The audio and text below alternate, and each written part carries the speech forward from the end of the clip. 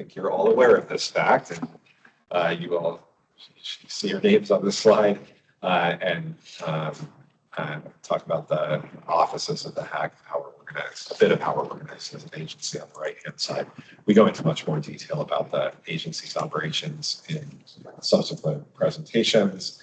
We also note that this is a collaborative commission that works with and is supported by a variety of other public bodies.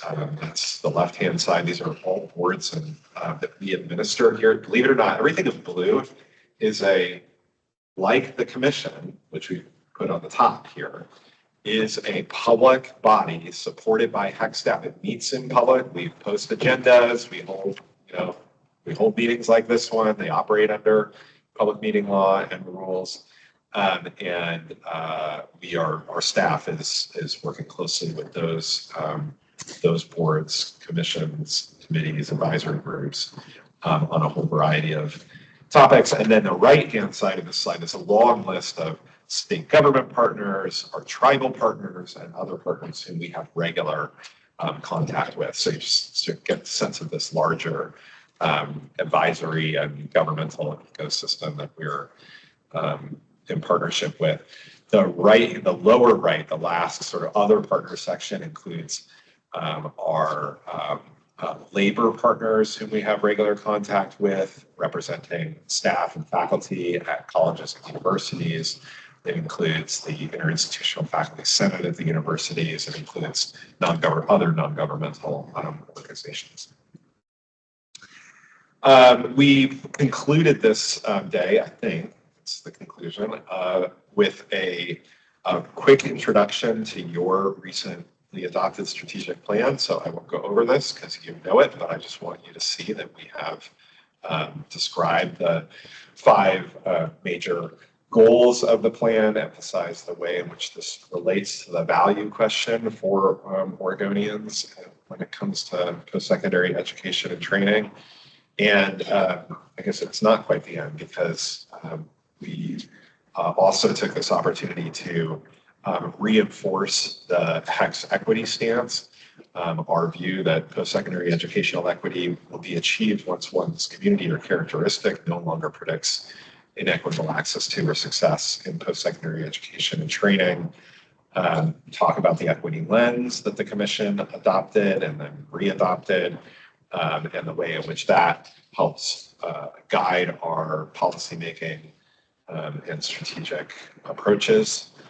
Some key takeaways. That was where we ended the first day of our testimony, the first of 6. So again, that's the introductory day, and virtually every topic that is mentioned there, we come back to in more detail in subsequent days of this slide deck.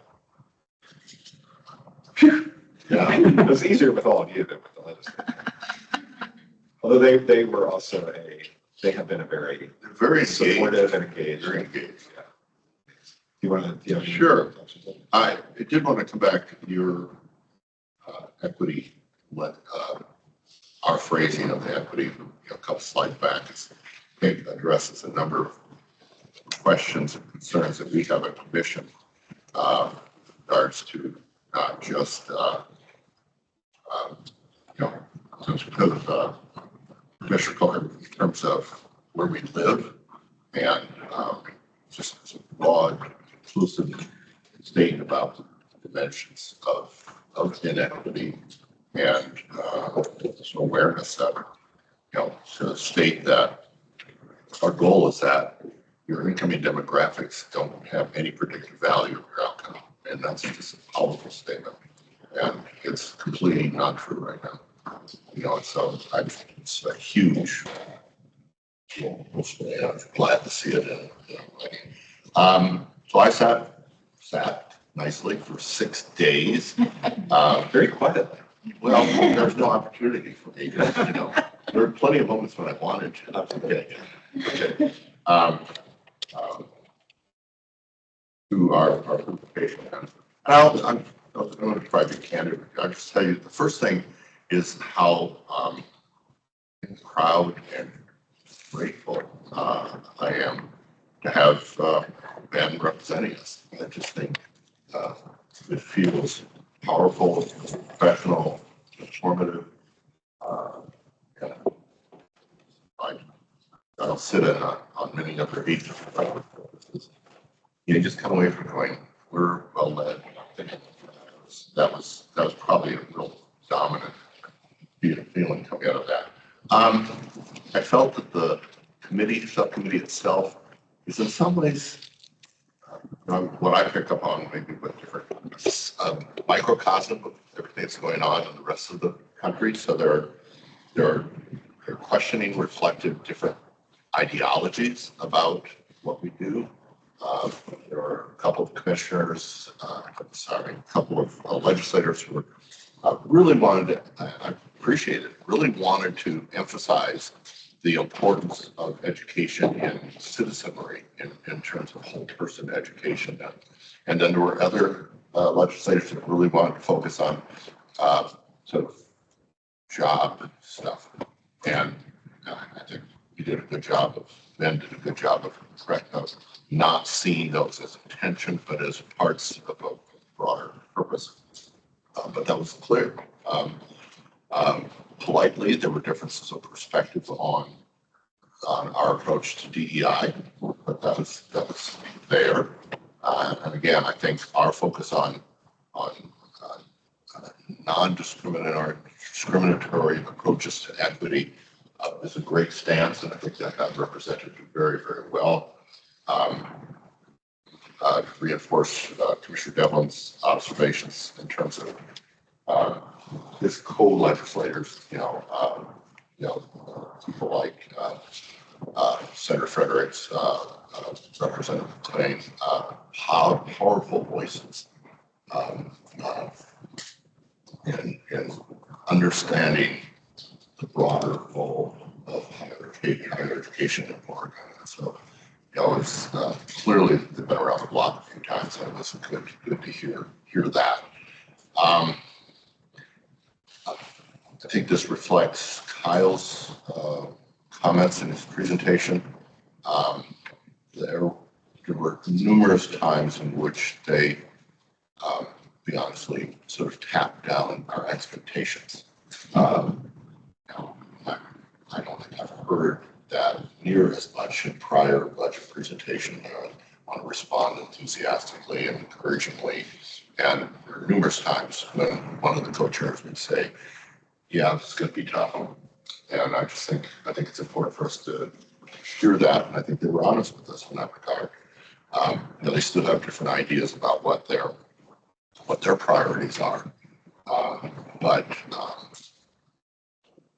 I think overall, again, they remained, this is a long 6 days, and they remained engaged and interested. The other thing, I think we probably had a sense of it here is, I've been involved in higher education Oregon for 20 some years, and I think I just forget the breadth of work that the commission has.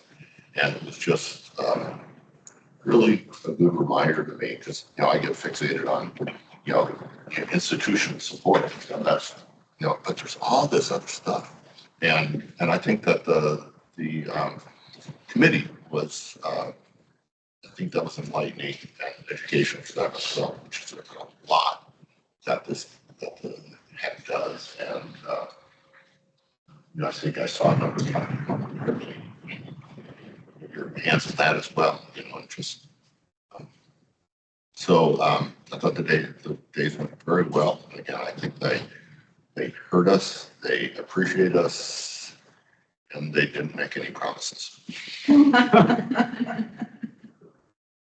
I really don't have anything to add. Vice Chair, I think that was all really well said. I guess I will mention, we haven't spoken at all, I think, in this setting about the role of legislative staff, and particularly in the budget setting context, legislative fiscal office staff. They are among the most impressive professional staff we have in the state of Oregon. The LFO staff have been consistently outstanding. We are again this year, I think, very, very fortunate that this committee has an outstanding staff person with whom we work very, very closely and understands our budget very, very well. She will not be making the decisions, the legislators do, but she has a very important role to play in advising them, right? Yes. and solidify. But she will produce ultimately a recommendation. Yes. And normally that recommendation will reflect some of the discussion and reflect the co-chairs of the full Ways and Means Committee who will review the recommendation before it goes to committee. Yeah. And one of the things to keep in mind, although it doesn't appear as difficult as it sometimes is all the subcommittees are made up of House and Senate members, and there has to be a majority vote by both. Pass anything on a committee, and on the full committee, it's the same thing, House and Senate members, and you can't simply have an overall majority of the committee. You have to have a majority of the House and a majority of the Senate. Now, on the subcommittees, to be frank, if a bill is really held up, it is not unheard of that the co-chairs of the full committee will simply pull the bill and give it to a committee or leave it to the capital committee, which is ultimately like, in the sort of sense, the rules committee of Ways and Means. And when it gets to the rules committee, it's meant to pass. It will pass very quickly, probably without a whole lot of discussion because the members on there know that the expectation is that the bill is coming to pass. That happens fairly rarely, but sometimes members believe subcommittees don't have an impact. And I believe that's false because it depends on how hard the subcommittees work, how much they put into this. I mean, I've seen subcommittees have significant impacts, and I've seen some that don't do much work, that literally decisions are being made at other levels for them. So I think it's a relatively good process. I kind of appreciate checks and balances, and they had plenty of checks and balances. I did have a substantive question. I want to go back to this since I moved forward. This 40-40-20. The first 40, we don't have 40% of our high school students in work going on to college and right now and graduating. We do probably, I think you have us very close to the 40%, not for all subcategories, but we are significant attractive of people with bachelor's degrees and above, which is a good thing. Like, I'd rather pay for their engineering training in some other state and have them move here. I'm saying that facetiously, but we don't seem to be as big of a attractor as the middle group. And I don't know how much of it's just home-based, maybe a tractor of some of it, but that assumption somehow that we could get 40% of the people with an associate's degrees or credentials seems to be much more out of reach. I'll take an initial. I really want to go. No, go.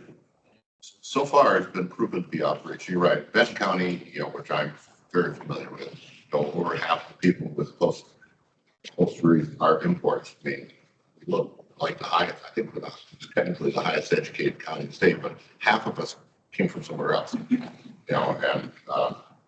I just want to remind us that 40-40-20 was devised as a educational necessity in order to achieve a certain economic goal. And I think the data presented today would tell us that we still need that 40% in the middle sector, because 93 of the jobs that you need to have in this state in order to survive require something after high school. So it may be really tough, but it's been voiced as an aspirational goal. I love the word aspirational as long as it isn't dismissive.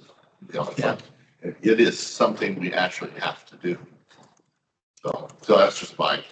I think Ben has always heard this discussion from me, and I am glad that they modified some years ago that 100% of high school students will graduate, because we need much higher levels of graduation, but we could probably have the best funded post-secondary system of any Western state for the money it would take to get 100% to graduate. too many other issues that go beyond academics. So. Appreciate that. Anyway, sorry. No,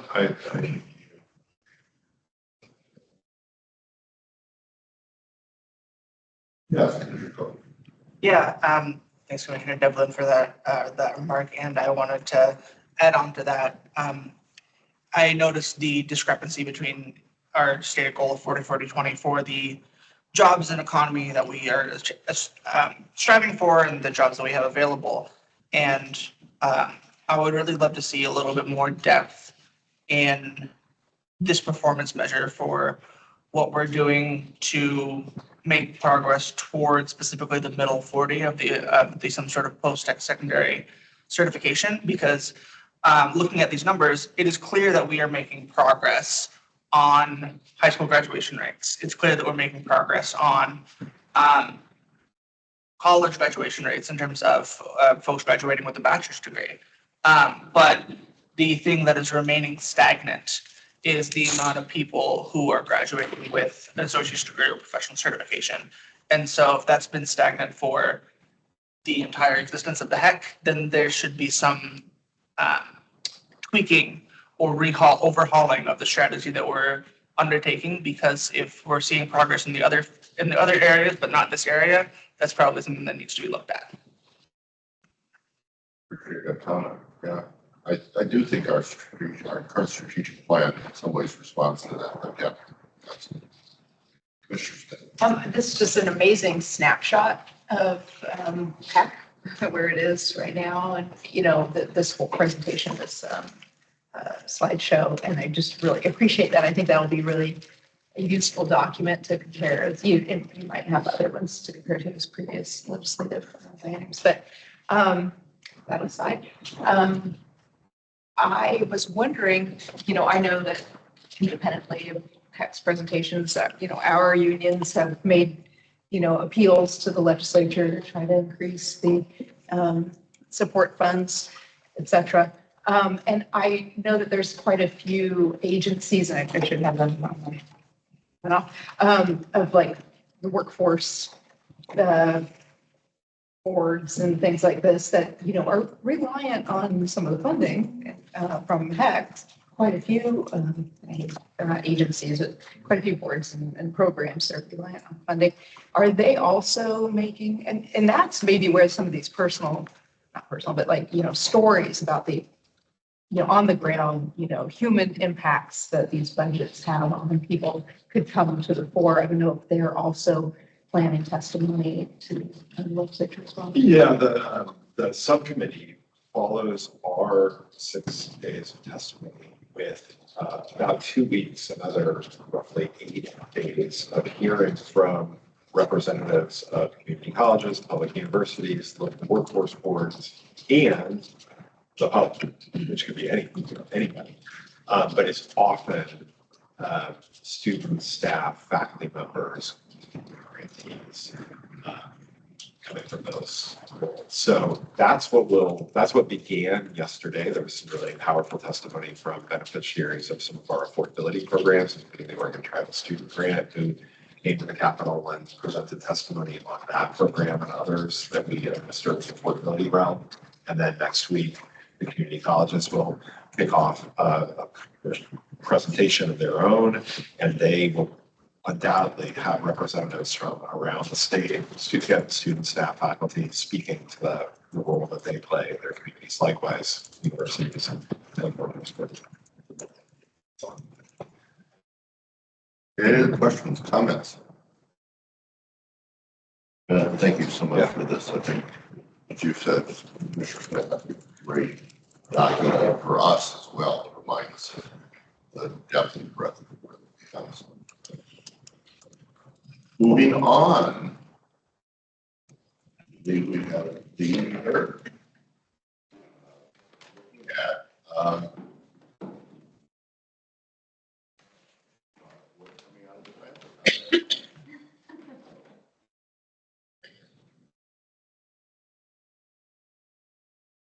Good afternoon. Since this is my first time coming to the commission, I also wanted to just take a moment and introduce myself and orient us a little bit on the major transfer map work.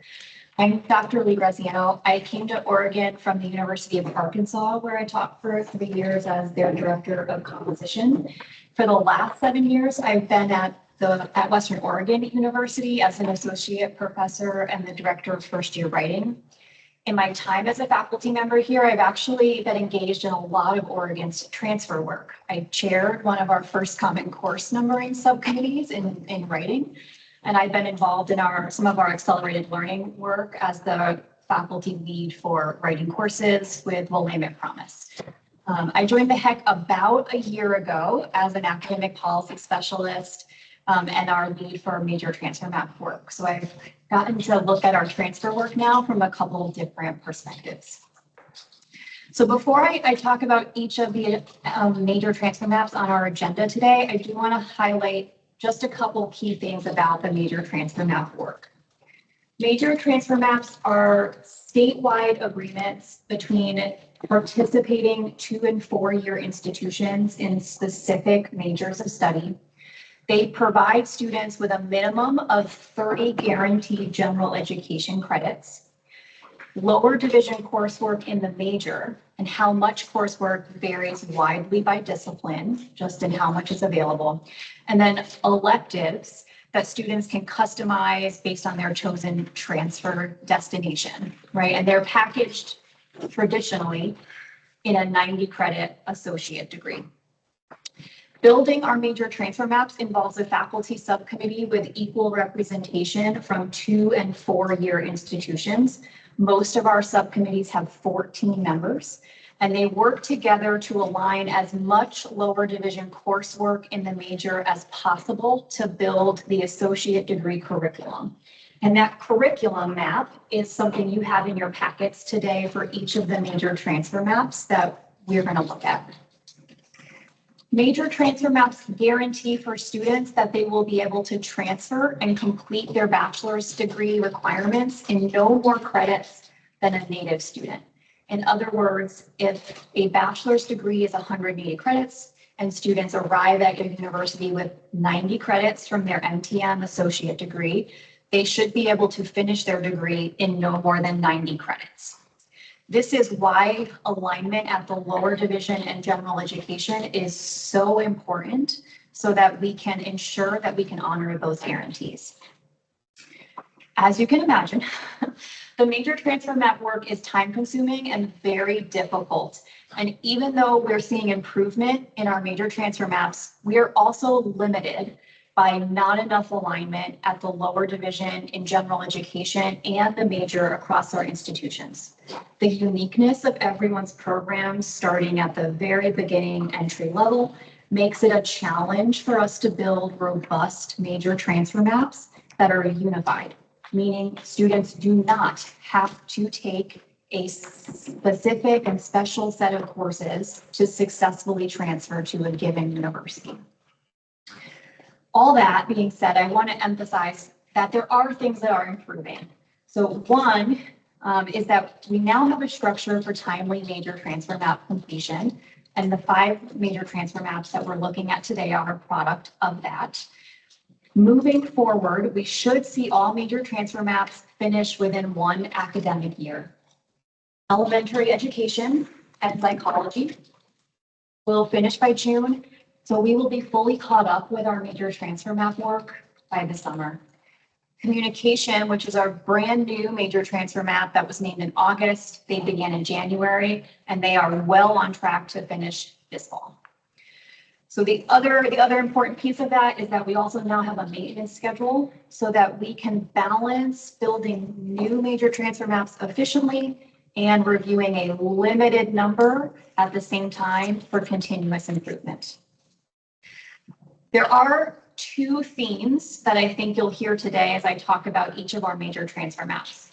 The first is that variance or differences in required courses or how courses can count because of a transfer university is reducing in most of our major transfer maps. Right? This was a problem we saw in the beginning, but this is a natural result of continuous improvement that stems from increased common course numbering at this point, We have some really active subject area affinity groups that meet all year long and work on curriculum alignment. And because we've started to really offer our major transfer maps, we have implementation feedback from community colleges about the impact on students. And so all of these things are contributing to us seeing variance decrease in our major transfer maps. The other kind of theme is that we have, there is an increased interest in pathways that are streamlined, but are also flexible and have choice for students so that they can really cultivate their interest in the major and explore coursework in the major and be more ready to specialize when they get to university in some of the unique tracks that our universities offer within the major. There are 5 major transfer maps for your consideration today. They are each an action item. And if this is an appropriate plan, I will briefly discuss each one and then pause for questions and a vote before proceeding to the next. Any questions or comments before I move to the first item? Okay. So our first major transfer map is Human Development and Family Services. This is a new major transfer map curriculum articulation policy. We named this major in 2020, the Oregon Transfer Advisory Council. So they've been working on this for quite a while. The faculty subcommittee created 2 degree pathways, an Associate of Arts transfer and an Associate of Science transfer, because students can pursue a Bachelor of Arts or Science in this major. It includes 3 public universities and 14 community colleges. This is a pretty unique major transfer map because this is a very interdisciplinary field, and there are many ways that students can specialize in this major. And so the subcommittee approached the design differently than the other major transfer maps in your packets today. Students take coursework from categories that represent bodies of prerequisite knowledge students need in the field and to progress into the upper division coursework in the major. Each category contains courses that are similar in content, have similar learning outcomes, and they ensure that students will have the preparation they need to succeed when they transfer. The benefit of this design for students is that it lets them create really tailored pathways that accommodate their interests, their career goals, their specific strengths, because there are so many pathways within human development and family services. And it allows them to really explore the major at the lower division level and be more prepared to specialize into one of those many pathways that exist at our participating universities. The subcommittee approved this major transfer map at their November meeting, and the Transfer Council unanimously recommended it to you in January. Are there any questions I can answer about this first major transfer map? I appreciate your introduction on this one, because this is, I remember the conversations, this is so less linear Yes. in terms of programmatic area, but also in terms of transfer map itself. So that's interesting what it's taken to fit it in a box, a programmatic area that doesn't fit real well. Yes.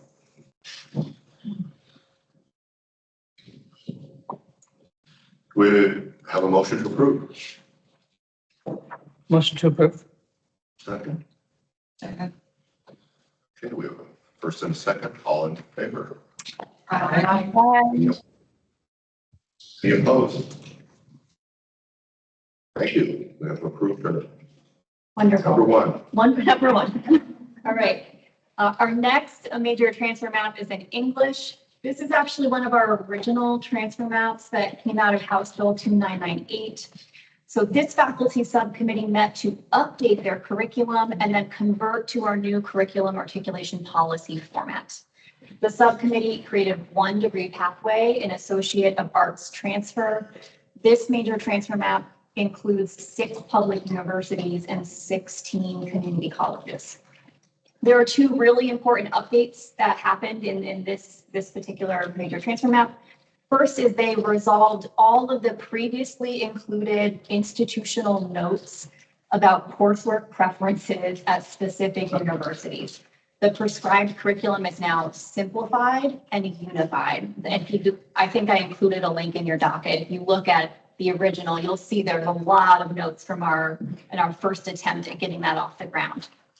The second is that they wanted to add just much more flexibility for students. So the curriculum is less rigid than the first time too. And some of that is because the English major has changed to be less linearly oriented in terms of time and traditional canons, American survey, British survey, right? The major has grown quite a bit.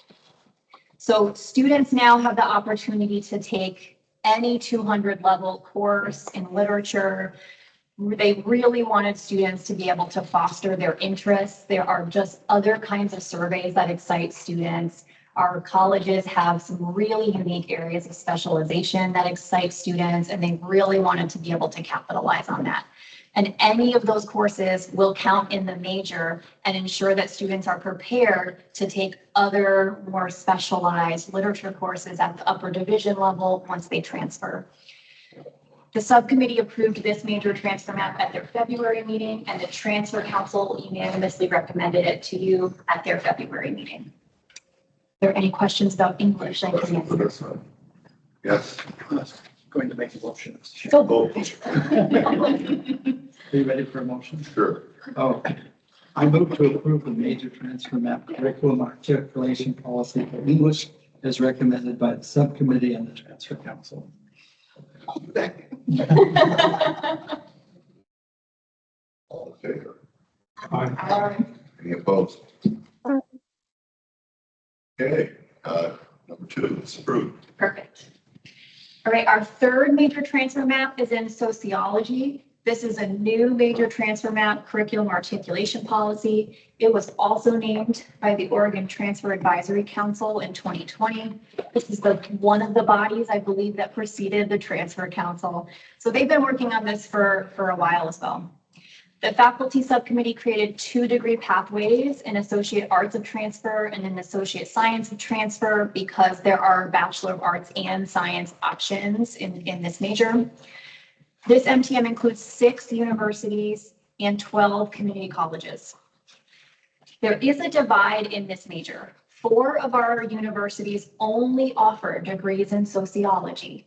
2 of our universities offer only a major that is named sociology anthropology. It has a much more anthropological focus. All 6 universities, though, wanted to participate in this major transfer map, and the subcommittee wanted students to have the flexibility to be able to focus on either sociology or anthropology. So to do that, they created a pathway. There are 2 pathways in this major transfer map. Each of those tracks has really specific courses, and the tracks are as parallel as possible so that it's really easy for students to follow, for advisors to follow, and students actually can delay choosing which track they want to specialize in. So students have the option in each track to take any 200 level courses that interest them.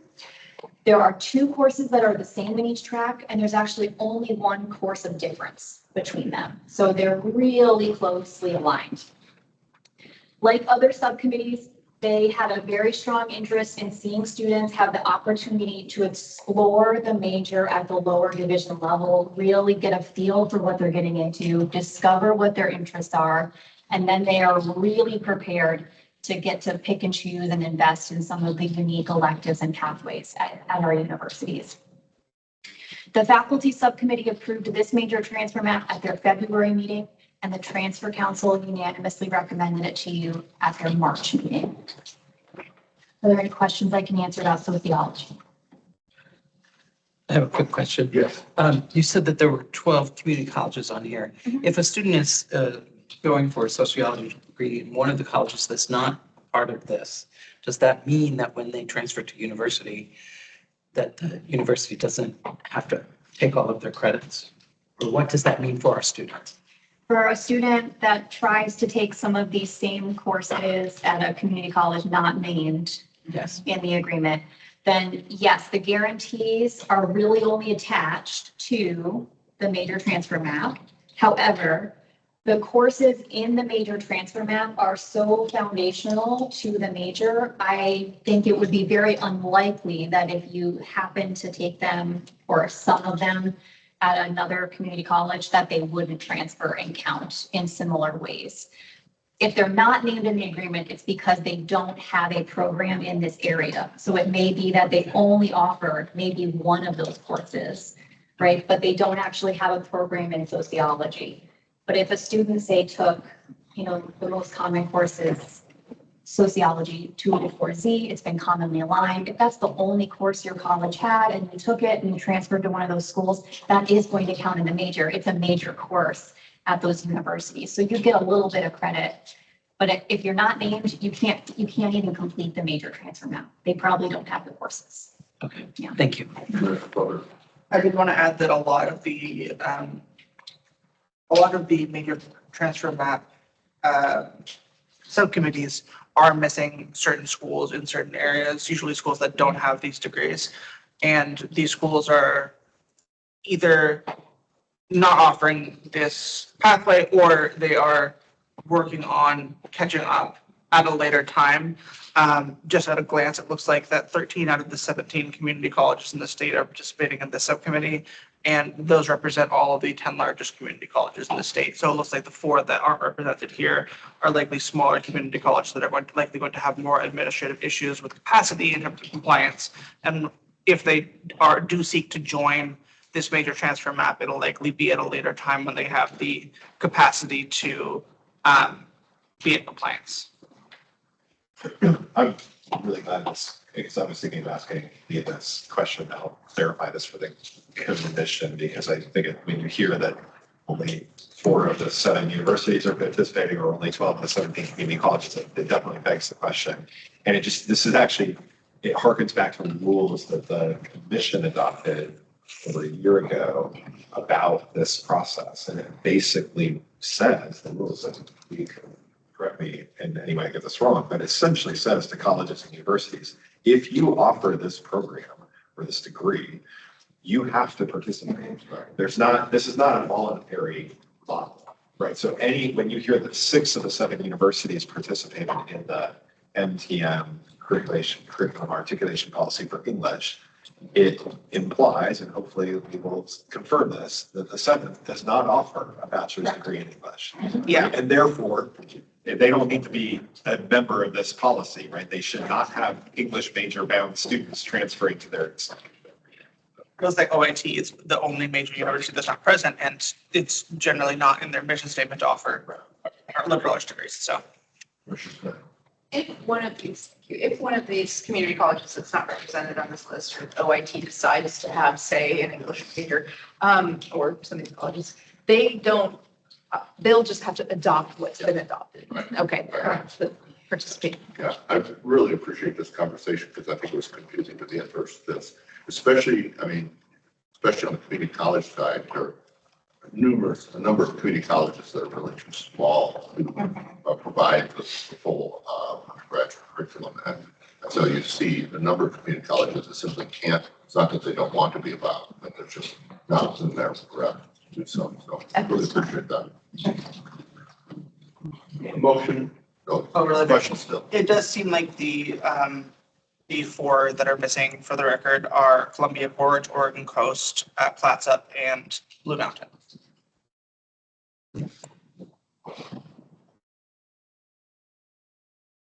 Entertain a motion to approve. Make a motion to approve that. That's right. Second. Second. Thank you. All in favor? Aye. Any opposed? We have approved, that was our 4th one? Was it the 3rd one? We Oh, have two I'm jumping ahead, I'm sorry. Yeah, okay, biology. All right. Biology is also one of our original major transfer maps from House Bill 2998. They have updated their curriculum and converted to our new curriculum articulation policy format. They have 1 degree pathway, an Associate of Science transfer, and this MTM includes all 7 public universities and 16 of the 17 community colleges. There are 3 important updates in this major transfer map, and they're important In particular, I think if you have read the commission's report to the legislature, biology is one of our major transfer maps that has been more inconsistently implemented. And some of that is because of the challenging original design that logistically made it difficult to implement. So these changes are particularly important and have been exciting to many of the community colleges in reviewing it. So the first is that nearly all of the coursework in the major transfer map has now been commonly aligned, right? So that's math, it's biology, it's chemistry, almost everything's been commonly aligned. So they updated course numbers. The second is they removed the variance, again, around math and writing.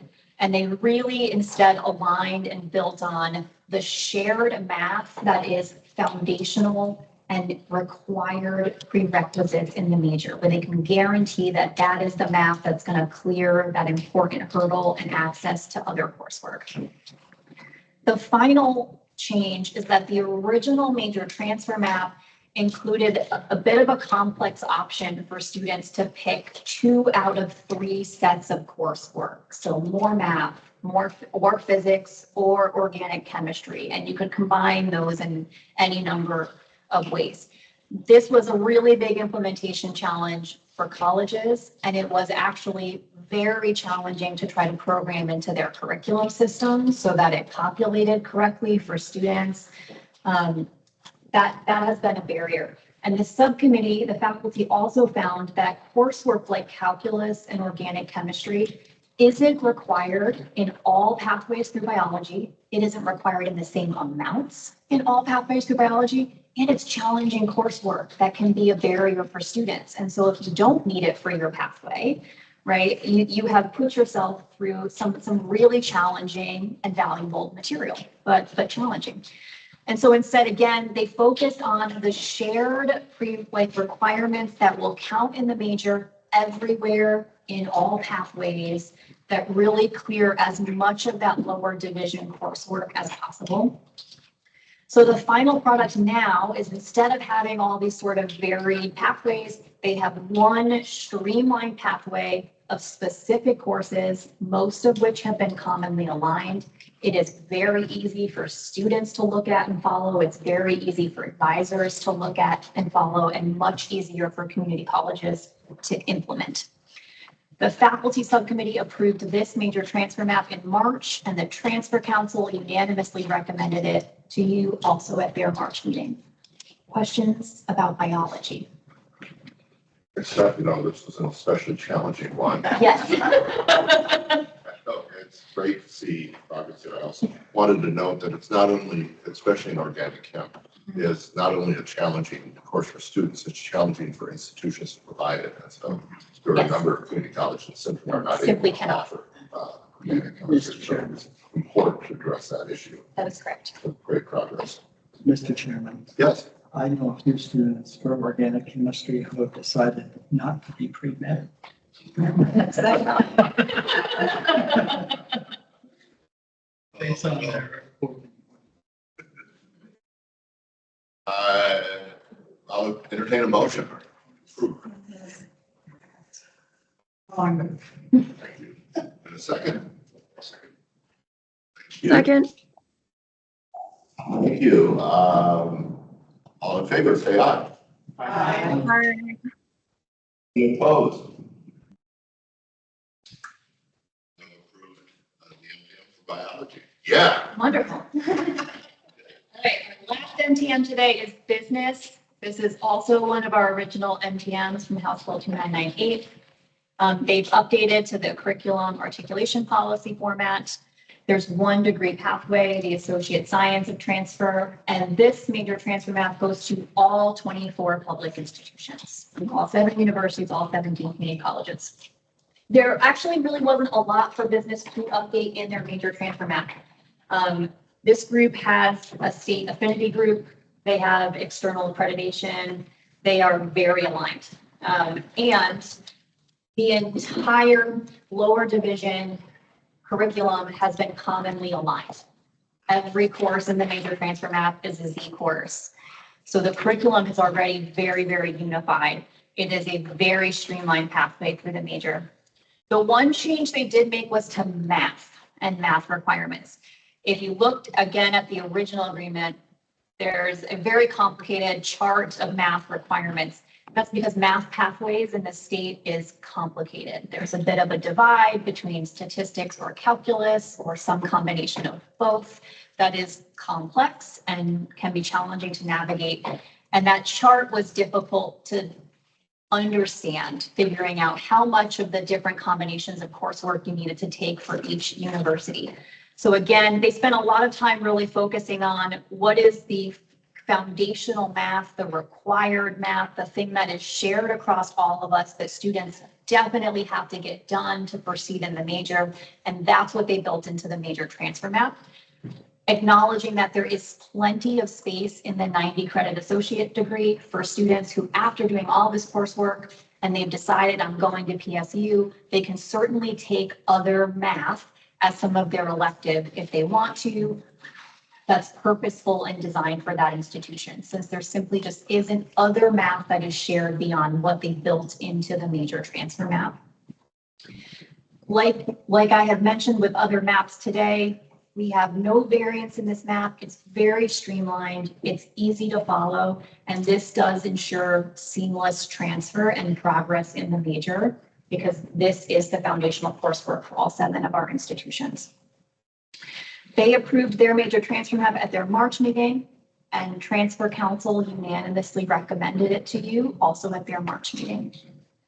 Do you have any questions on this one? Just clear, let me see if I get to understand the math piece of this correctly. Business majors at the different public universities may have different math requirements. So it is not as if the business major is identical in terms of its math requirements across the 7 public universities. However, this major transfer map has been built in a way that it has a single math requirement for the transfer student, recognizing that depending on their transfer destination, they may, within their final 2 years at that school, need to take an additional math course. Yes, yeah, business programs are slightly specialized in different ways. The one thing everyone has in common is statistics. You have to take statistics at all 7 universities, so that's a good one to build in. But depending on your program, you may require also the second statistics course in the sequence. You may require the first calculus course or also the second calculus course. And so the idea is, yes, they may have to take more math once they transfer, or as I mentioned, they do have to decide at some point where they want to transfer to. And so if you have gotten most of the way through your major transfer map and you are dedicated to going to OSU, you can then take as your electives some of that math and get that out of the way. But it would not have been possible for us to build more specific math into this map that would be unified, because the requirements are just too varied after statistics. Yeah, I mean, I think this issue does exemplify, kind of in a nutshell, that just a common challenge in major transfer maps, right? You have universities that, while they offer the same degree, have different specializations within it or different expectations for their graduates. And I've heard the business example brought up a lot, because one university will say, yes, it's a business degree. It's really particularly focused on finance. Yeah. Another one will say, yeah, we offer a business degree, but it's really more focused on management. And the math requirements for finance versus management are kind of understandably a little different.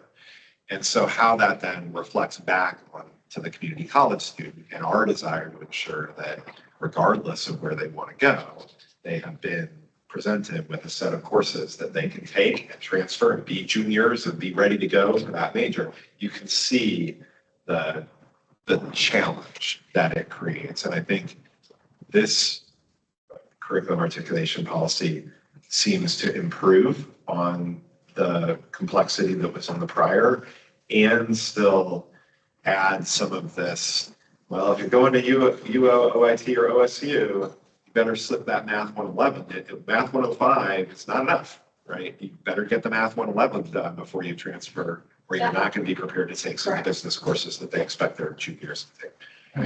And that was the one note we could not resolve because the committee felt very, very strongly that students, Math 111 is a prerequisite to the calculus sequence. And so they felt very strongly that if students transferred without knowing that, they would really be at a bit of a disadvantage. So that's the one note, right? Once you pick, if you're one of those three, you've got to use an elective to get Math 111 done.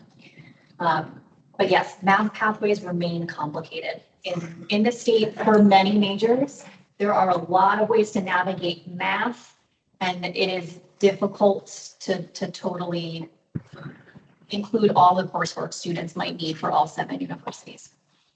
Commissioner, Yeah, I know that at some community colleges, they have a business math course through Correct. the business department. Did that sort of get eliminated with this? No, Transfer I math. believe that's BA 275, which is an option in the major transfer map. That course counts as both statistics courses. So you can either take stats 243 and stats 244, or you can take BA 275 if your college offers it. So that one course would actually covers all the same content of the 8 credit sequence. But not every community college offers 275. Is 275 a common course numbering? Is it a 275Z? It is not commonly numbered. Interesting. Thank you. Sure.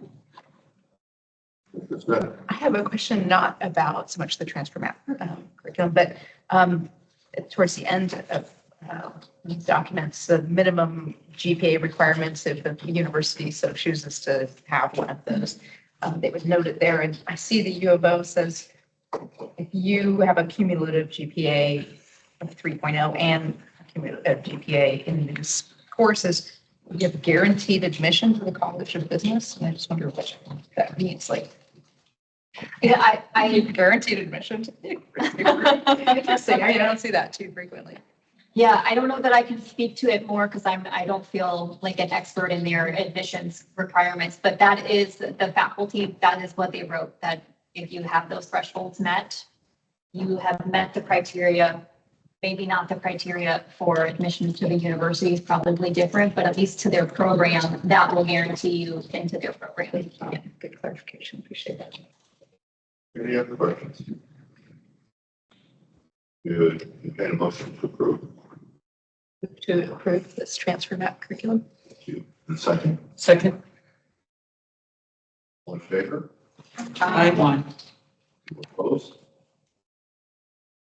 That is an approval. Yeah, good work. I really appreciate you bringing up that issue. You raised that issue as well.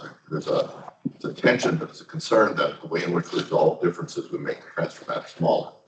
And how we, I think we still want to emphasize that there's a goal that there be some sort of continuity or shared curriculum,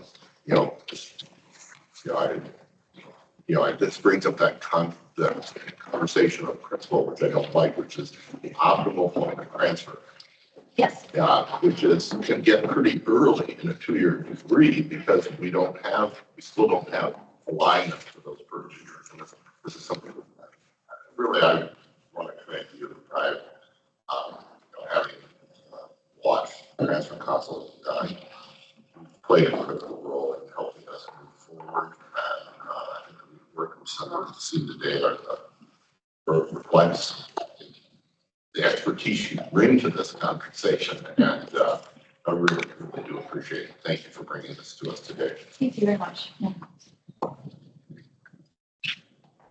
We have unfortunately run out of topics ahead of time. You want to make some up? I could.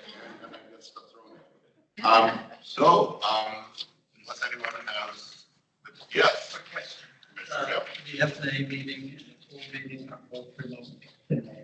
That is correct. That's Katrina. Yes. Remote meetings, there will be an FNA.